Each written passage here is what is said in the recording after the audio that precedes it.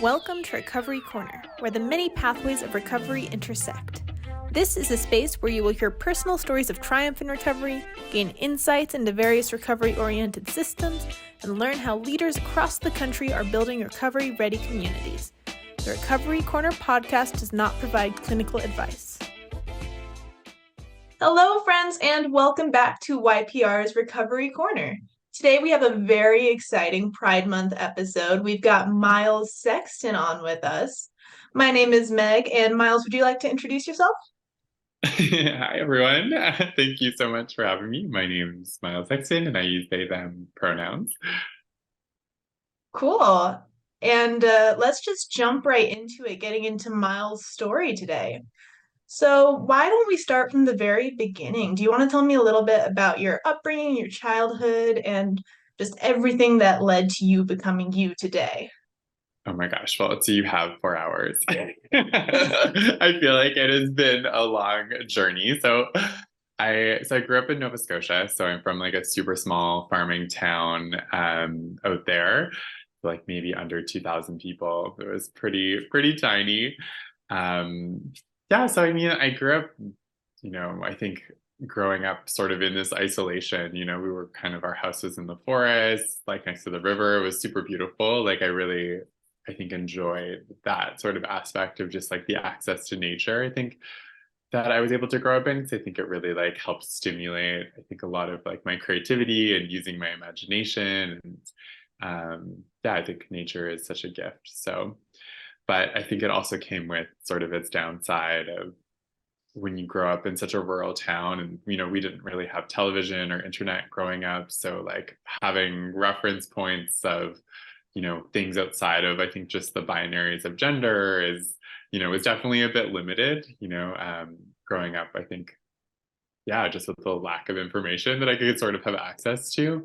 So as a queer person, it was definitely, it's hard because I always felt that I was like different than other people in my town, or my divine femininity really wanted to be expressed, but that was sort of met with like stigma and shame by a lot of like my family members and peers. So yeah, I think my childhood was definitely a little bit of like a confusing time for me anyway, just trying to like discover who I was. And I really feel like a lot of that self-discovery really happened sort of like in my 20s, because that was sort of like the birth of I think my queer self at that time. So I can definitely relate to that. I also grew up in a small town. Bit of oh, a cool. different situation though, like still same size, under 3,000-ish. And then my parents Yes. moved to a town with 500, but it was a rural Oh my farming gosh. community. Yeah. So, so not quite as beautiful and natural and all that, but I can understand the isolated, like these are the experiences you have. It was in a conservative area. Yes. So once I got out and went to college and found like my queer chosen family, that's when I feel like I began to blossom too. So I love that. Yeah. So how would you say your identity has impacted you and like maybe your substance use and anything like that? Yeah, I mean, like, I think it's really hard when you grow up within a society where I think your identity is like othered and is looked at by some communities as a sin, or, as from society as something that's like made up or it's wrong. I think for someone like myself who's non-binary and queer, it's like, you know, now learning my history of like my community, we've existed since the dawn of time, and I now understand that. But I think, when you're younger and you're constantly feeling like you're othered, you're internalizing so much shame, and everything that is sort of like comes naturally to you, I think often then becomes like a weapon that's used against you. So it's really unfortunate because I think for a lot of people who have substance problems or substance use problems, or it's a bit difficult, I think, especially for the queer community, because unfortunately society really sort of like almost feeds a bit of that narrative to us, or like kind of like almost like forces us into becoming addicts in many ways, just because of the rejection of who we are, you know? So I think substance use is kind of becomes like one of the easiest access points, I think, to numb or to self-soothe, or to kind of cope, I think, just with like, I think our emotions when we're trying to like go through our own journey of self-discovery. And also they're just like, there isn't a lot of spaces that I think really help people discover who they are sober, like sober. You know, when we think about even, you know, when you're kids, it's like you're going to house parties and you're, you know, usually it's like substance use is like what happens at those parties. Or when you then become like legal age, you're going to like a club or you're going to a bar, and everything is sort of like curated, I think, around substance use. So I don't know, it's sort of like perpetuating, I think, this like really negative script for people of like, you know, for me to be accepted, I need to, you know, use substances, which I think is unfortunate. Yeah, and if you actually look at a lot of the known factors that can influence how likely a person is to use substances, like isolation, rejection, problems with families, those things that are particularly common for queer folks are things that we know can lead to substance use issues. But no, but I think you're so right. And it's like, you know, it's not, it always bothers me when I see like comments and stuff online being like, oh, it's another queer person, you know, oh, you know, of course they're queer and they have a substance use problem. It's like, no, no, no, no, no. It's not about the queerness. It is about like how society has curated the world for us to just try to live our authentic selves, you know, like that's actually the problem. It's not the queerness itself. So Yeah, I think that's so well put. It's society's problem, basically. It's not with the queer people. It's the fact that society sees people in a certain way and that forces them into certain categories. And that's true totally, of a lot of sexual minorities, racial minorities, anybody who's othered in any 100%. way. So true. Yeah. So I was also wanting to talk about what drew you to the fashion industry in particular. I mean, so for me, I guess like I think it just came down to representation, you know, like I always like loved fashion. You know, would that was like whenever I started like was able to kind of work, I would spend a lot of my money on like buying fashion magazines and just reading them. And I think it was just like the fantasy of like playing dress up and being able to like express yourself. And I just loved like that sort of like creativity, I think, that went into like sort of creating these like editorial spreads, that you would see in magazines. And but I think like when I was looking at these pages of the magazines, like I saw sort of like, you know, you had this sort of like play with gender, you know, for especially for a lot of like um people who identify as women, you know, you would often see this like sort of androgyny maybe happening a bit, there, you know, with like, you know, women wearing suits and things like that, that we like kind of like we have like categorized into sort of these like binaries when it came to fashion, especially at that time. But I guess like for me, it was just, it really kind of came down to was like I didn't see myself represented. You know, I was like, I'm like, ah, like I love this expression, but I don't see someone like myself like in these sort of editorial pages. And I think just sometimes we need that person to like give ourselves permission, in order to like fully express ourselves. Like, and you know, I think there was like a few people that I was watching online, that were just like living their truth and were like so leaning into their divine femininity that I was like, ah, you know, like I want to be this person too. And and how do I do that? But also like try to change the dialogue, I think, around sort of the binaries of gender. So I felt like fashion was very much like, I guess, like a way that I felt like I could be like an activist, but also, you know, express my creativity and do something that like brought me joy. But funny enough, I was actually like studying to go be like a geologist before I Wow. got into fashion. So like totally the opposite, but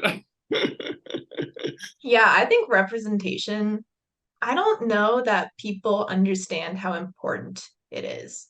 Because when you totally. see someone who looks like you, someone who acts like you, someone whose story sounds like yours, being loud and proud, that empowers people to be loud and proud themselves and share their Hmm. story. it also just lets people know that they're not alone. There are other people who they can create this community with and just feel more secure, I guess.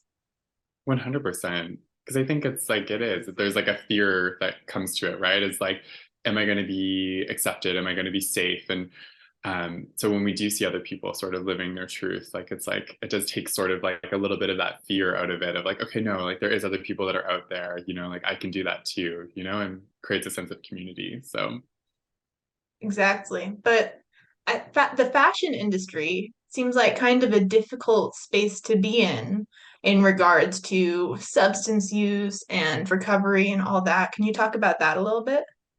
yeah, I mean, I think like especially, once I really got into it when I moved to Toronto and, started really like making a name for myself, I think in the fashion industry, I really could I could drink every single night of the week for free if I wanted to, like it was just like that's just the reality. It was like the access to it, or, you know, I think in a lot of like creative spaces, even on set and shoots and stuff, like oftentimes like people are using substances like through those experiences. I think it's like, again, it kind of comes back to now there's sort of like, for me, there was like two spaces where substance use was just like so prevalent. It's like in my career, like there was so much substance use happening. And then like in my personal life of just trying to like, hang out in the village and go to sort of like queer events and parties, it was like, again, all sort of surrounded by that. So it's just like, there was no sort of like escape from it. Yeah, that makes a lot of sense. So, with all of that happening and its ubiquity, how did you arrive at the decision that you wanted to move away from that part of your life and stop using substances and alcohol? I mean, it wasn't from like a lack of trying, like I think for a long time I was sort of like, trying to not drink and not to like, use other types of substances. But then I was diagnosed with HIV almost 6 years ago, I think now. And that was sort of like, I guess, like for me, my rock bottom of like, I think like this sort of like moment happened in my life, and it like really affected me. And I knew that I wouldn't be able to like heal and move forward if I didn't, like if I wasn't sober, because I think the more that I was numbing, the kind of like further away from healing I was actually getting. And I was just avoiding it. And I think a lot of that avoidant sort of behavior and numbing behavior kind of like led me down the path of becoming like HIV positive. And yeah, so it was just sort of like, I guess, the biggest sort of turning point for me anyway, to stop and try to figure out and navigate sort of this new path for myself. Yeah, and can you tell me a little bit more about, so you made the decision, you wanted to try to stop using, but how did you go about that? What was your process of actually navigating that? Yeah, I mean, like prior to being positive, it was just like I felt like I was like just avoiding, I think like a lot of like the events or like going out, just to like try to like not be in the environment. But then like that sort of was like becoming detrimental, I think, to like my career. Cause it's like, unfortunately, like showing Mm. face is such a big part of like what you need to do in this industry. And um so when I like really like cut sort of cold turkey, it was like I think I really needed to go through sort of like the process of like understanding how to like communicate my boundaries and have these sort of like uncomfortable conversations. And so I spent a lot of time actually like reading a lot of like books and going to therapy and trying to like, I guess, just like strengthen myself in a way that I could really like, I think, stand up for myself in these sort of situations and like be comfortable sort of like with telling people that I'm not drinking or that I'm sober and like sort of getting to that space. But it took time. I definitely like feel like I avoided a lot of people for a while. Like I feel like I kind of like stepped back and just to like get myself to a place that was really comfortable. And also like I think too, like I found a lot of strength within the pandemic. I feel like that was sort of like an incubus, I think, for my or incubation for myself of like really getting to like a really good place. It's interesting to me that the pandemic actually helped you? Because I know it was rather detrimental to a lot of people's mental health and Yes. pre-existing substance use issues. So how did that help you? What was the driving force there? I think like one of the biggest things that I did to numb was just like constantly being busy. And I still do it a lot, but like I feel like I'm more aware of it. And I think prior to the pandemic, like I was basically like flying to a different city every single week for work.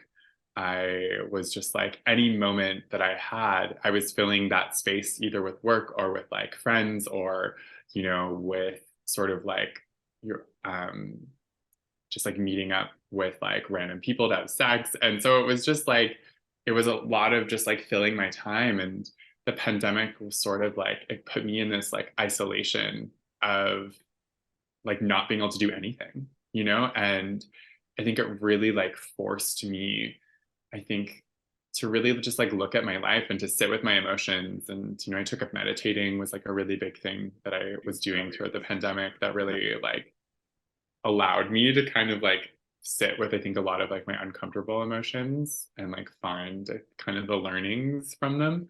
Um, but yeah, I don't know. To me, it allowed me to slow down, and I really needed that at that point in my life. Yeah, I do think that a very important part of the healing process is learning to sit with yourself and be with yourself because you can't always be distracted, like Totally. with people and events and things to do. You just have to learn how to be content with a cup of tea and a book or whatever it may Hmm. be, It's so whatever you true. find soothing.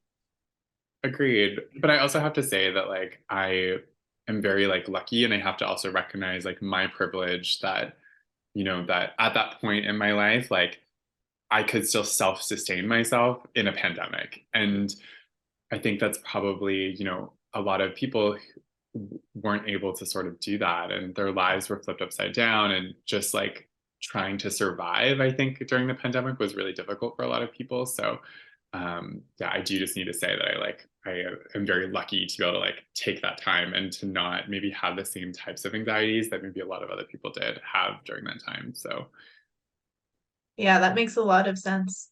So, going back a little bit to HIV, I know you do some advocacy work for that. Can you tell me yes. about that a little more?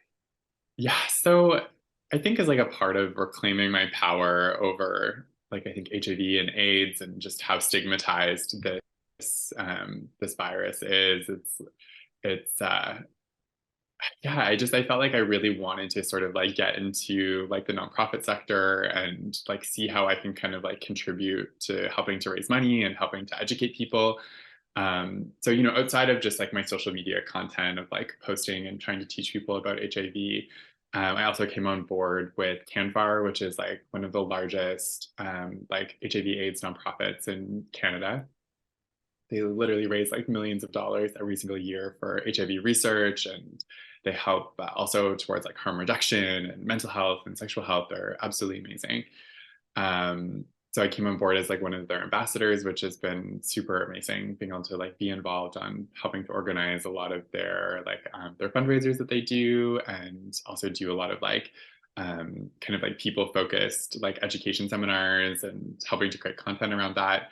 They also have like a sub kind of like nonprofit within their organization called Sex Fluent, which is like a youth education platform for like sexual health, mental health, harm reduction, and more. Like they focus even on like relationships and things like that. What a healthy relationship looks like. So yeah, so I do spend a lot of time sort of working with those two organizations, just to try to make a difference, I guess, in that spectrum too. Yeah, I think it's interesting that you started out by saying that it was a way to reclaim your power. And I also think it's very fascinating that for you, your addiction and now recovery is very linked with your diagnosis. Hmm. And I feel like both recovery and the advocacy work you're doing are both ways to reclaim power and reassert yourself and be authentic in the way you are in the world now. 100%. It was kind of funny because I didn't come out about my HIV status until like 2 years after I was diagnosed. But I sort of used my sobriety as like the test drive of like proclaiming my power. So I remember like in February, like 6 years ago, I like made a video online talking about like choosing to be sober and that this was sort of like, I am no longer going to do that. And I sort of like explained my reasoning.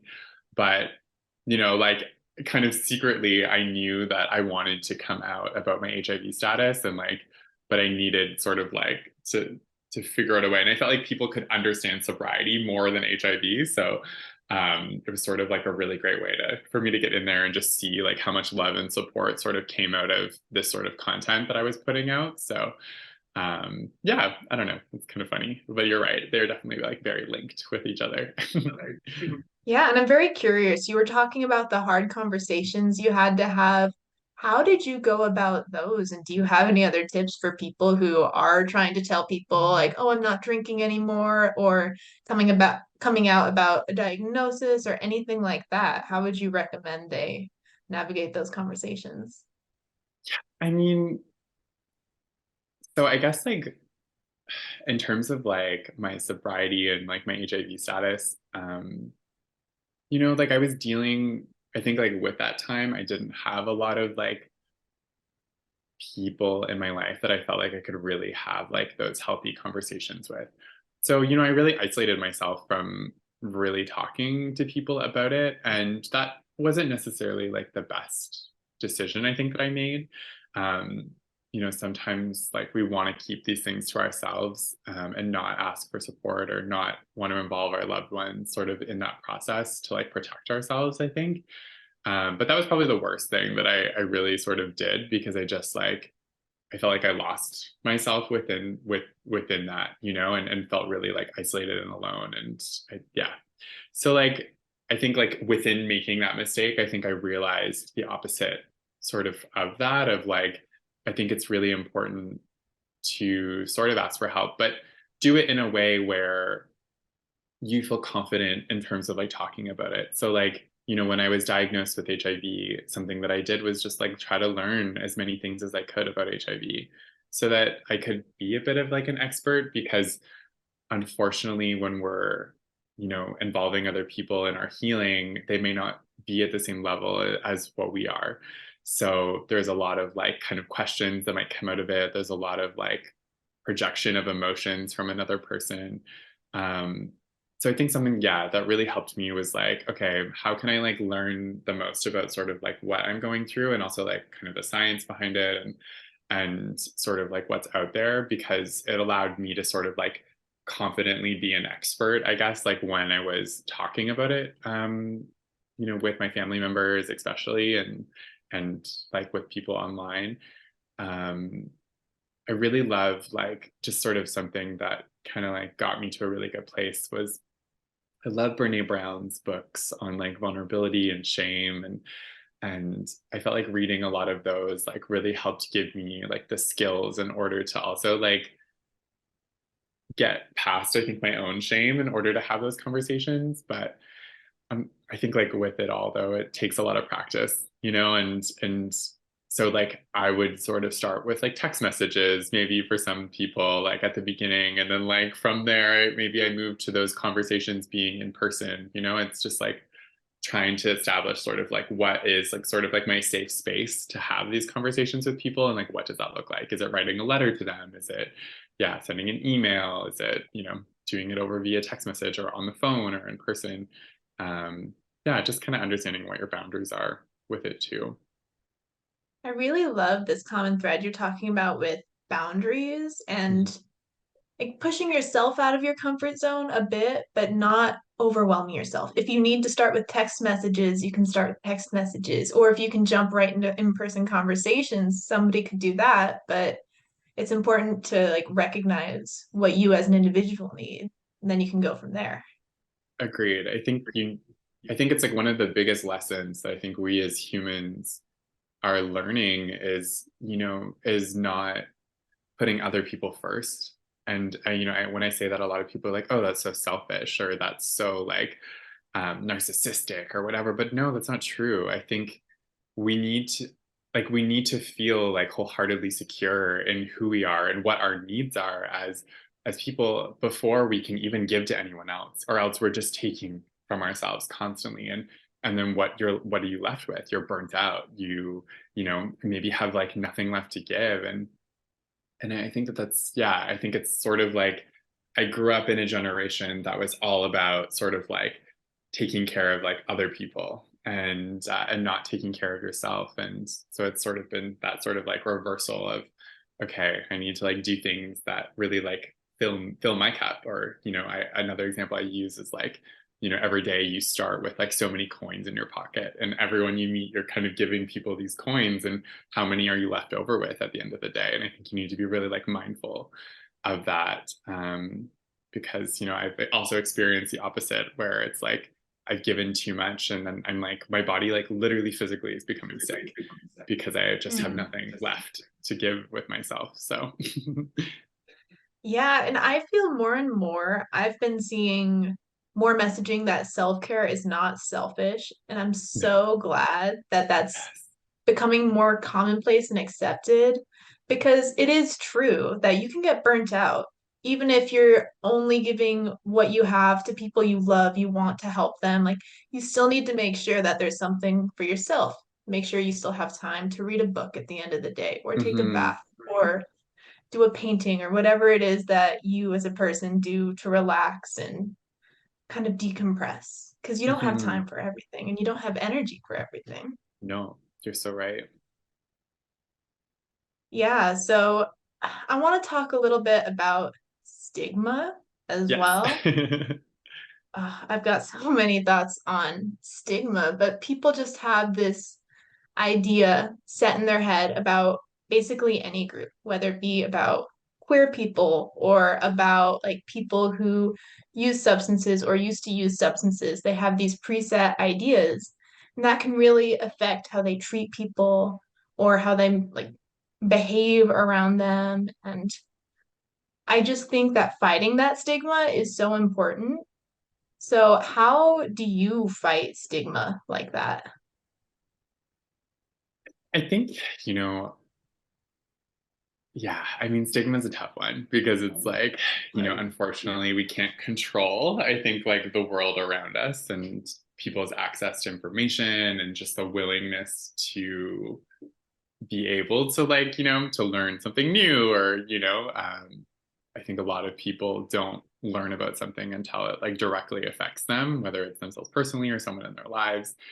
So that's where I really try to encourage people to just look at maybe like life a bit differently, and like, you know, where are areas of your life that you can like learn more about, you know. And it's something that I even challenge myself with, you know, when the Black Lives Matter movement happened. It was like, for me, it was a really like, you know, I remember saying sometimes like, you know, I'm not racist, but like, what what does that like, why would I say that? What does that actually mean? And like, what do I actually know about that community, you know? And Mhm. so it's like all these things, you know, I think it gives like perspective. So I think for myself, like a big thing is I try to, you know, I'm trying to use social media as like a big way to like fight stigma on like putting content and education out there on conversations that people don't have, you know, especially around like sexual health and mental health and harm reduction. But it's also too like it's having those conversations with the people that are around you, you know. As uncomfortable as it's been, I'm such an introvert. People don't realize. So it's like me putting myself in a situation where I could feel confrontation, like gives me a lot of anxiety.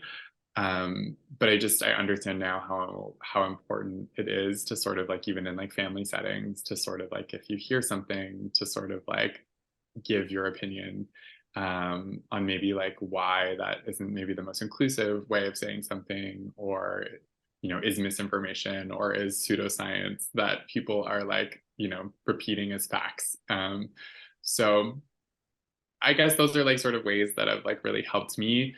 um, I think there's also ways that you can like get involved, you know. I think like within your organizations, like for the companies that you work for, I think that there's opportunities for like diversity and inclusion committees, like in the workplace, and holding kind of education seminars. And um, So I'm glad that that's like becoming a bit more normal.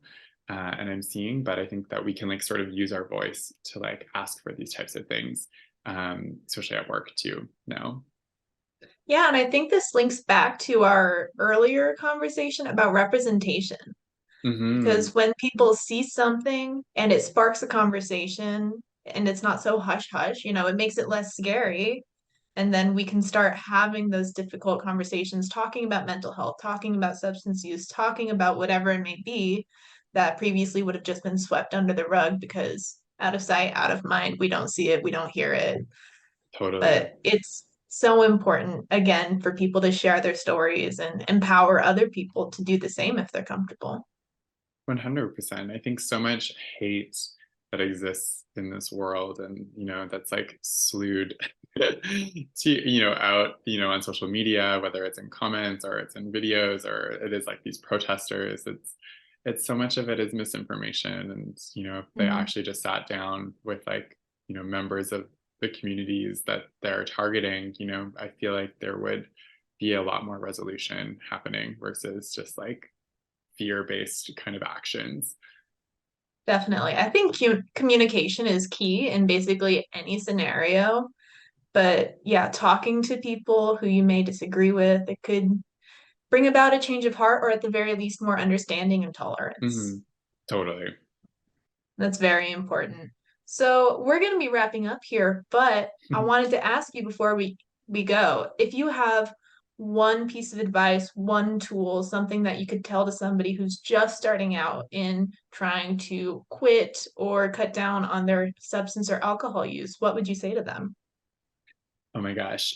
I feel like reading or listening to like the audiobook of The Unexpected Joys of Being Sober, I think that was like a really powerful sort of book to read. And even if you don't want to be sober and you just want to like maybe limit the amount of like substance use that you're doing, I think the author Catherine Gray like just really like I don't know, she just narrates it so beautifully, and I find it really like approachable and kind of funny, and yeah, I think it was like I learned so much from listening to that audiobook, so I would definitely recommend everyone checking it out. Perfect. And just to end it out, do you want to tell people, listeners, where they can find you, what you're up to next, just anything else you want to get out of the way? I love it. Yeah, you can follow me on TikTok and Instagram at Miles with a Y and then Sexton, so my first name and last name. And then I also have my website as well. That's milessexton.com. Yeah, and I am actually in the process as well as to launch a podcast soon to help like continue these sort of conversations in a bit more depth. So stay tuned for that too. When can we expect the podcast to launch? I'm hoping this month. Fingers crossed. Fingers crossed. All right, perfect. Well, thanks for joining us today. I really enjoyed our conversation, and I think there's a lot of good tidbits that people can walk away with and apply to their own lives. So I'm really Well, thank you grateful so that you much. shared all that. Thank you for having me. You're a gem. All right. And listeners, please remember to like, subscribe, follow us wherever you're watching or listening to this. We appreciate you too, and have a good rest of your day.